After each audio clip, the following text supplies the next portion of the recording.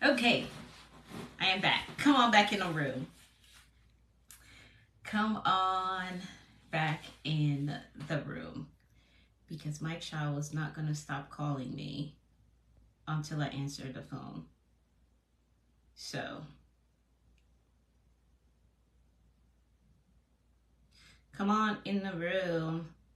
And let's finish our conversation about not making any more excuses. Let's finish our conversation about not making any more excuses. I should have done this live on my other phone and then I would not be interrupted. But come in the room. I'm going to go over my notes really quickly. Then I'm going to hop right into the reading portion. I'm going to read a little bit from my book. And then I got to go. All right. So we're talking about the cost of excuses.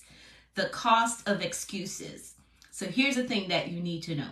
Excuses leads to missed opportunities, which leads to regret. And that effect of regret, it trickles down to the next generation behind you. All right. So it's bigger than just saying, oh, I can't do this because I don't have the resources. Oh, I can't go there because I don't have what it takes to go there. So your excuses is bigger than just in the moment when you're coming up with some sort of reason as to why you can't jump at the opportunity, right? So excuses leads to missed opportunities, which then leads to regret, and the effects of regret trickles down to the next generation. So the cost of excuses does not have a dollar value per se because of its generational impact, right? So if you're making an excuse and saying, oh, I can't afford to take that class, well, can you afford to continue struggling at the educational level that you're at? Can you afford that? So this is where generational impact comes into play, right? You're saying, I can't afford to take the class. Can you afford to stay at the same educational level that you're at, making the same income, not being able to do the things that you want to do for your kids? This is how excuses, because that's an excuse. You saying that you can't afford, because I know if it's something that you really want to do, a pair of shoe that you really want to buy, you're going to find the money some way, somehow. If it's a pocketbook that you really want to buy, you're going to find the money some way, somehow. So making excuses leads to missed opportunities. Missed opportunity leads to regret. And then that becomes a cycle, a negative cycle in one's life, and it impacts the next generation. So there's not really a dollar value that you can put to the cost of excuses, but just know that it impacts generations. So you want to get out of the cycle of making excuses. Get out of it. All right, so I'm going to read for you. Again, I'm reading from my book. A little bit I'm going to read from it for you, The Global Bedroom Move, or you could just put my name in on Amazon, Anika V. Brown, and you'll get this book. It's a real easy read. So I'm reading from chapter 4, The Discipline Builder. Chapter 4, The Discipline Builder, but the subtitle for this portion that I'm going to read, it says Run the Zone. I want you to run the zone. Take the opportunity and run with it. Don't make any excuses, right? There's something great waiting on you at that, what do they call the pole? I guess the goal? End zone? I don't know. But yeah, run the zone. Don't make excuses. Grab the ball and go. Run the zone. All right? So here's what I'm going to read for you. And then I'm going to share something major that I did in my life that helped me to get out of the cycle of regret, out of the cycle of making excuses. All right? So that I can maximize and take on every opportunity that I get. All right? So Run the Zone is the subtitle for this. And again, I'm reading from chapter 4, The Discipline Builder, in my book. So it says this: a part of being the discipline builder is that you have to get uncomfortable. The place of excuse is comfortable, but you have to get uncomfortable. Yes, you have to get out of the comfort zone. You have to do the thing that you know you should do, but you do not want to do it. And that is discipline in its simplest form, simplest definition. Is doing a thing that you don't want to do, but you know you should do it. That's discipline, self-discipline in its simplest form. But look at it this way. This is your big opportunity to dream bigger and go harder. This is your opportunity to chart your own path, deciding for yourself what an effective life looks and feel like, maximizing every opportunity to hit that builder's goal. You may be thinking, man, it is so hard to be disciplined. Yes, I know it is, but here's a simple fact for you. It only takes one strong reason for you to get started and stay disciplined. One strong reason for you to get started and stay disciplined. Again, I just read a portion of my book, The Global Bedroom Move. You can grab a copy of it on Amazon. It is a really easy read, very easy read, but the information in it is valuable for those of you who have a dream that you want to chase, that you want to build, that you know this dream is going to impact the next generation, what you're building or what you want to build, your vision, your life purpose is going to impact the next generation. So you can't afford to make excuses right now. You can't afford to make excuses. My goodness, we're already in September. Pretty soon we'll be saying Merry Christmas. So if you have something on your vision board that you haven't even started working on, go get the book so you can get some practical steps to start working on all that stuff that you have on your vision board. All right? But today we're focusing on getting rid of excuses because the cost is very high. It's not just about in the moment where you say, oh, I can't do it because. No, there's a generational impact that is connected to that statement that you make in the moment. All right. So here's one of the things that I do, but that I have done to get out of the cycle of regret, to get out of the cycle of making excuses, because I know there is more to me. There's more to my life. There's more that I have to do. What I did was that I got a life model, right? So one of the major things that helped me and in my pursuit for success, in my pursuit for dream fulfillment is that I got a life model. Let's talk about the life model. So my life model is Dr. Myles Munroe. I know he's not alive right now. No, he's not. And again, though he's no longer around, everything about his life inspired me to go harder and go higher. And that's what you want your life model to do for you. Everything about his life. Dr. Myles Munroe, I know most of you probably know him. But everything about his life inspired me to go higher and go harder. So you need a life model. You're not copying, but you need someone who's doing something that you know that is your life purpose, that is your dream, and you're going to pay attention to them. All right? So if you find that you are constantly making excuses and you're missing opportunities, and then you get into that cycle of regret, saying, man, I wish I had done that. I wish I had taken that class. I wish I had gone to that conference. I wish I had listened to that person that was sharing nuggets or sharing life principles. I wish I had done that. My life would have been in a different place right now. I would have been able to do this, this, and this for my kids. If you find that you've been in that place, or you are in that place right now, you need to find you a life model. find you a life model. And here are the things that you're going to pay attention to. I'm going to share 2 things with you that you need to pay attention to when you have identified this life model. Again, mine is Dr. Myles Munroe. No, he's no longer around. But like I said, everything about his life inspires me to go higher and to go harder and not make excuses.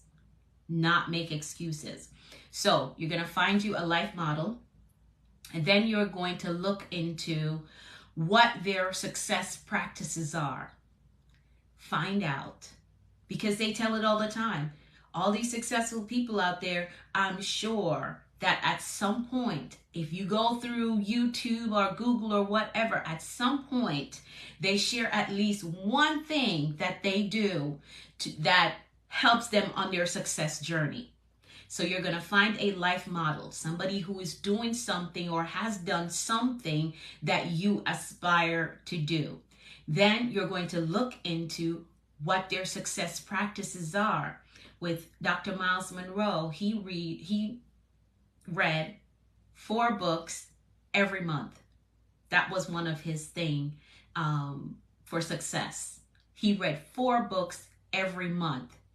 Though I'm not yet at 4, but I'm constantly reading. And what reading has done to my life, I can't put a price on it. I can't. So my life model, Dr. Myles Munroe, one of the success practices that he did was to read 4 books every month.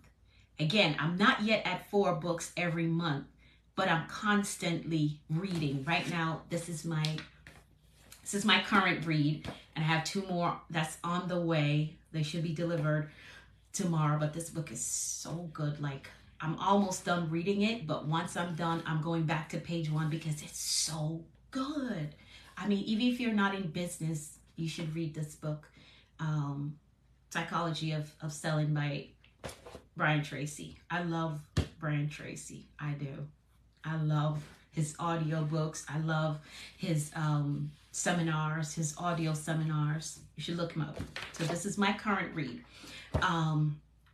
But yeah, find you a life model. Somebody who has done or is doing something that you aspire to do. And then you're going to find out what are their success practices. Again, my life model, Dr. Myles Munroe, one of his success practices is that he read 4 books every month.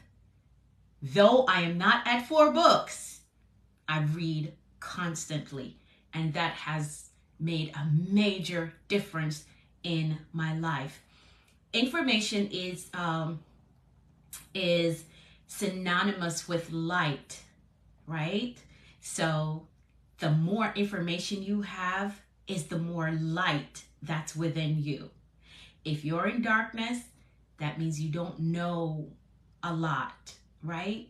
So I read all the time, and information is very important. All right. Here's the second thing.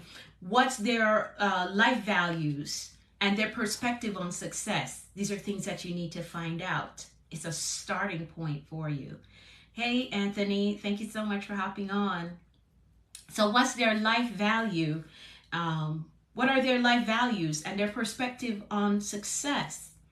And one of the things that makes Dr. Munroe relatable to me is that he's from a 3rd world country like myself, but he did not let that limit him or stop him from making global impact. So you can see, right? Like, yeah, he's from a 3rd world country like myself. So it's good that you pick somebody who maybe started out from the base where you're at. Dr. Myles Munroe, he's from a 3rd world country. I'm from a 3rd world country. But I can't let that be an excuse that holds me back. Like, I could have left Jamaica, moved to America, and then started making the excuse that, oh, I'm from a third world country, so maybe there is no success for me here. So I'm not going to take that opportunity. I'm not going to take that shot. I'm not going to run this zone because I'm from a third world country. I could have done that. I could have made that excuse. But then guess what? That would have affected my kids. That would have affected my family. It would affect generations to come. Can you see how, I hope you're seeing how excuses affects generation. I hope you're seeing that. So again, it's not just a in the moment saying, oh, I can't do it because of this. I can't do it because of that. You have to picture the big picture here and see how just saying that in the moment and following through by not doing it impacts a generation. How did this come about? This morning I've been running errands. I had to get some legal documents done for my business, and I was there and the guy was talking to me, and the thing that I went in for, he said, oh, we don't do this here, but based on what you're explaining to me, I think this would work for you, right? It gave me another option. And I was there thinking to myself, and I was like, maybe I need to go somewhere else. But this guy, he was really honest. He was really good. I said, you know what? I'm going to go ahead and take the option that he gave me, because if I make an excuse right now and I walk out and not get this legal document done, I may never get it done because I made an excuse in the moment, and that would affect me, affect my children, because if it's going to cost me, it's going to cost my kids. So I hope you see that making excuses is not just about in the moment, oh, I can't do it because of this. It's about who it's going to affect, which is more than likely the next generation or the person that is depending on you. All right? All right. I hope this is making sense to you all. So excuses cost a lot, and it affects generations. So the 3 things that I want you to take away from this live stream, if you didn't hear anything else I said, here's what I want you to remember. Find you a life model. Look into what their success practices are. Master those things, because if you do what successful people do, you are going to be successful. There is no doubt about it. If you do what successful people do, you're going to be successful. All right? So find you a life model. Then you are going to find out or look into what their success practices are. You're going to find out what their life values are and what their perspective is on success, right?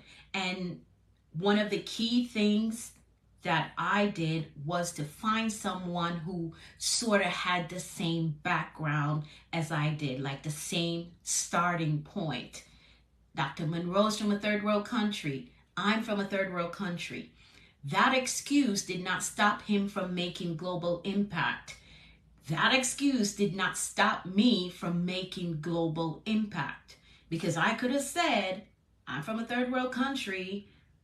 Success may not be for me in America, but no, I seen somebody do it.